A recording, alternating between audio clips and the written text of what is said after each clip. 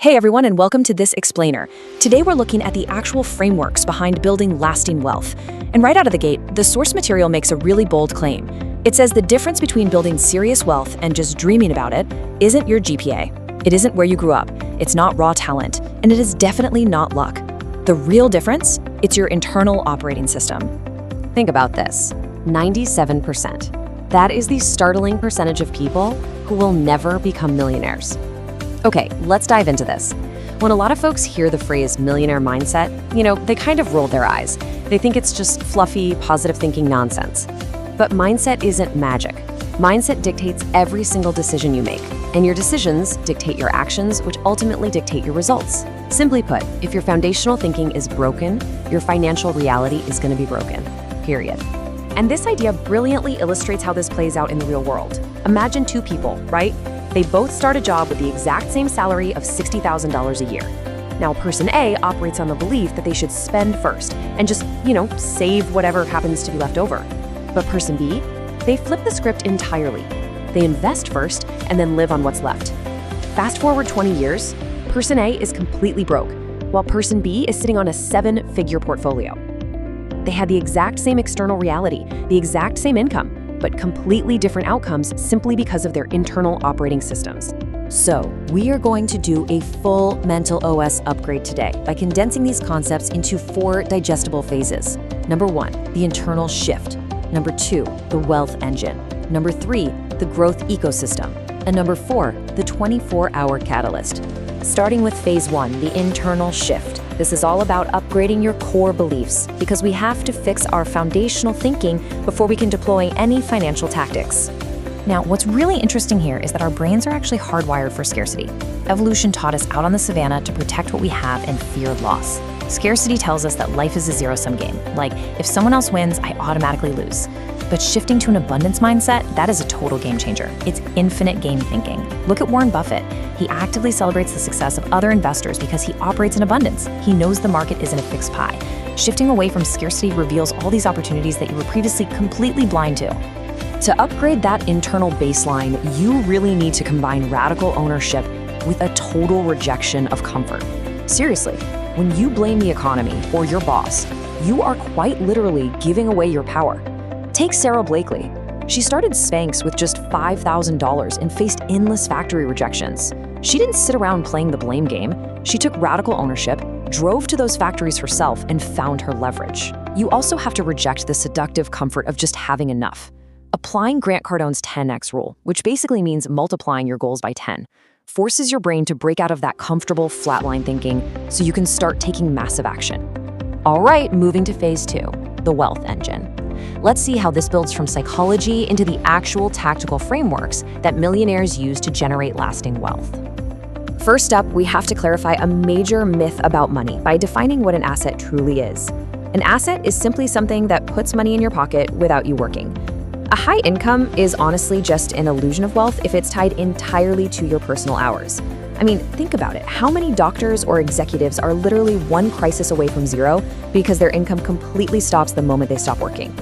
Income pays the bills, absolutely, but assets build the empire. This quote from Robert Kiyosaki really hits the nail on the head. I want you to start thinking of every single dollar you earn as a little soldier. You have a choice. You can either discharge that soldier by spending it on a depreciating liability, like say a fancy new car, or you can deploy that soldier into an asset so they can go out, work hard, and bring back even more soldiers for your army. So, how do you practically deploy those soldiers? Well, by following a framework like this 80-20-10 wealth split. 80% to living expenses, 20% to investments, and 10% to your education. Wait a second, 80 plus 20 plus 10? Yeah, that's 110%. Okay, clearly whoever put this specific framework together wasn't an accountant, but math errors from the source's side, the core principle here is absolutely crucial: delaying gratification, to completely avoid the dangerous lifestyle creep spiral. Long-term thinkers get this. Jeff Bezos drove a Honda Accord long after Amazon started printing money. Why? Because he was deliberately delaying lifestyle upgrades to play the long game. And part of that long game involves shifting how you view hard work. We see a lot of hustle culture today, right? But working 80 hours a week is a finite trap. Your time is limited. You will always hit a ceiling if your income relies on your personal hours. The ultra-wealthy don't do that. They build systems instead. Whether that's standard operating procedures in a business or automated index fund investments, systems are continuous engines that work way harder than you do, even while you sleep. Next up is Phase 3, the growth ecosystem. This is all about the external inputs, the knowledge, and the social relationships that sustain and exponentially grow your wealth over time. Your ecosystem relies super heavily on obsessive learning and your network. Just look at these pillars: reading every morning, learning new skills, reverse engineering success, and auditing your top 10 friends. When you commit to self-education, you build what Charlie Munger calls a latticework of mental models, which massively improves your ability to make wealth-generating decisions. But just as importantly, your social circle directly dictates your financial ceiling. There was this Harvard study spanning 80 years that showed relationships were a massive predictor of success. If everyone around you thinks $50,000 a year is the absolute peak, guess what? Your brain is going to cap itself right there. And finally, Phase 4, the 24-hour catalyst. This bridges mindset and reality, showing you exactly how to lock in this new operating system before the motivation inevitably fades.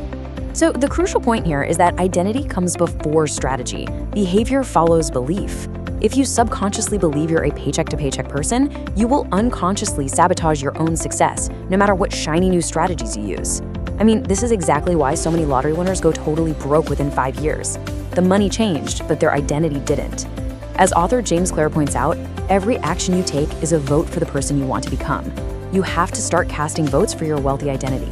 To ensure you cast that very first vote, the framework suggests a specific 3-step action plan that you can use immediately.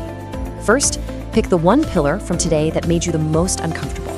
Second, identify one small, deliberate action related to it. And third, execute that action within the next 24 hours. Don't go write up some massive 90-day roadmap. Just take one single action today to bridge the gap between the concepts in this explainer and your actual financial reality. I want to leave you with this final, truly provocative thought. Do you actually see yourself as wealthy? Deep down in your bones, does your self-image include financial abundance? Because the wealth won't stick until the identity does. So take that 24-hour action plan and start casting votes for your new wealthy identity today. Keep learning, keep pushing your boundaries, and I'll catch you in our next explainer.